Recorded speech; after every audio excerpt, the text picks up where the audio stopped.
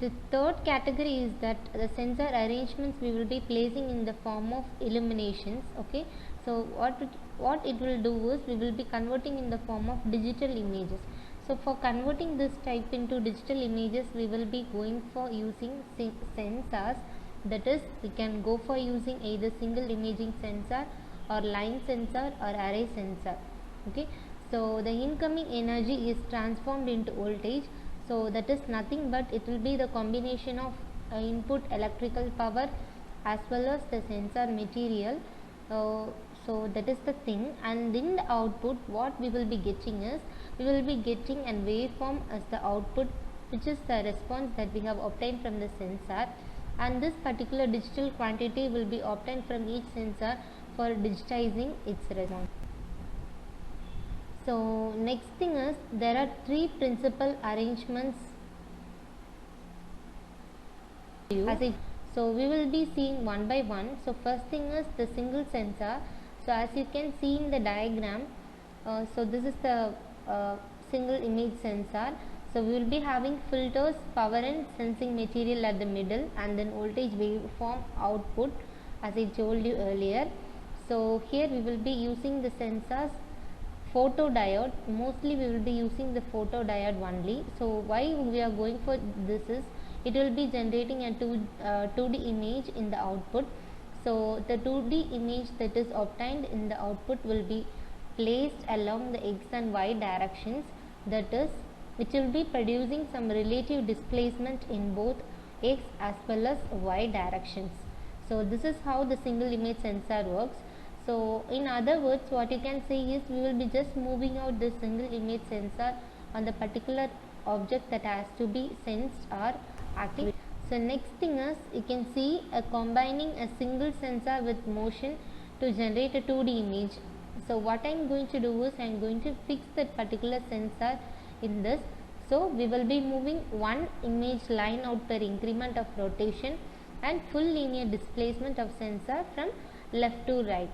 So we will be rotating this particular sensor around that object. So what is the thing is the negative film will be mounted onto the drum, as you can see.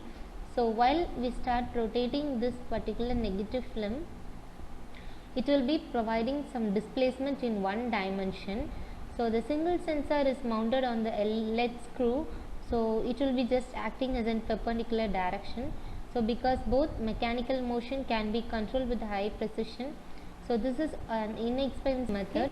So this is the first case. In second case, what we can do is we can go for image acquisition using sensor stripes.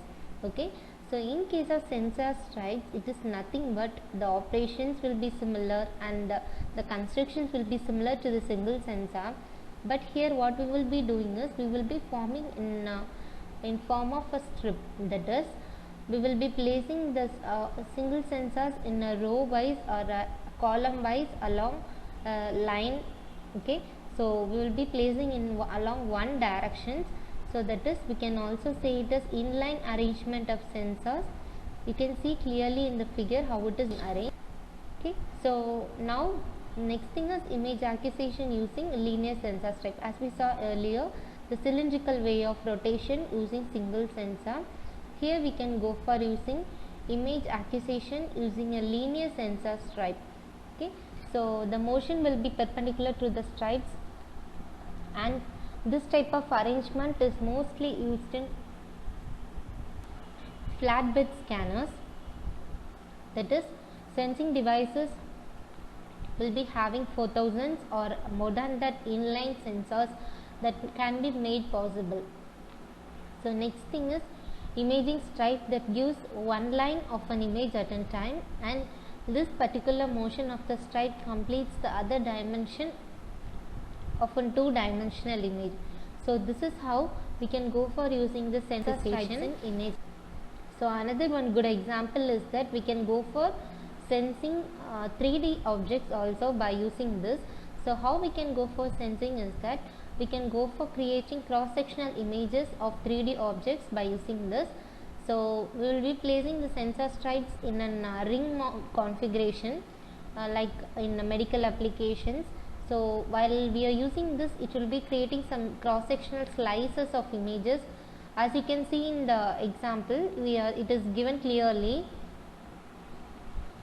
So this particular rotating X-ray source will be providing illumination from the sensors. Opposite to the source will be collecting the X-ray energy that passes through the object.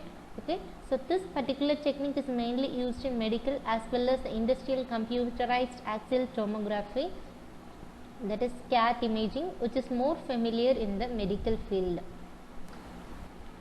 So next method is image sensing using sensor arrays. Okay, so from the name itself you can know that we are using arrays of sensor. So first thing is single sensor, next thing is inline sensors, and third one is sensor arrays. Okay, so in sensor arrays we will be combining inline sensors, that is more number of sensors will be combined and it will be formed as an array. As you all know, you can be able to remind in case of matrices. Okay, so we will be forming in the form of arrays. So numerous electromagnetic and some ultrasonic sensing devices will be arranged in array format. Okay, so this arrangement can be formed in digital cameras. So the response of each sensors will be proportional to the integral of light energy that is being projected onto the surface of the sensor. So since it is a two-dimensional sensor array, it has a main key advantage, that is, if we have to obtain a complete image, it can be just obtained by focusing the energy pattern onto the surface of the array itself. Okay, so this is how you can go for applying the emission using sensor arrays. So this is a good example of simple image formation model. So first we will be having element of scene. So that is, it is receiving energy, that is illumination, and then it is formed by imaging system. It is then made to projection on the scene, that is onto the image plane, and then it is digitized. So we already saw a topic on sampling and quantization. So if you haven't watched it yet, you can go and watch in this channel. So now it's up to you students. So these are some questions out of this particular topic, that is, what is the most familiar single sensor that can be used for image acquisition? That is the first question. And second question is a geometry consisting of inline arrangement of sensors for image acquisition. Okay, so hope you all understood and had a very useful session. Thank you all students for watching this video.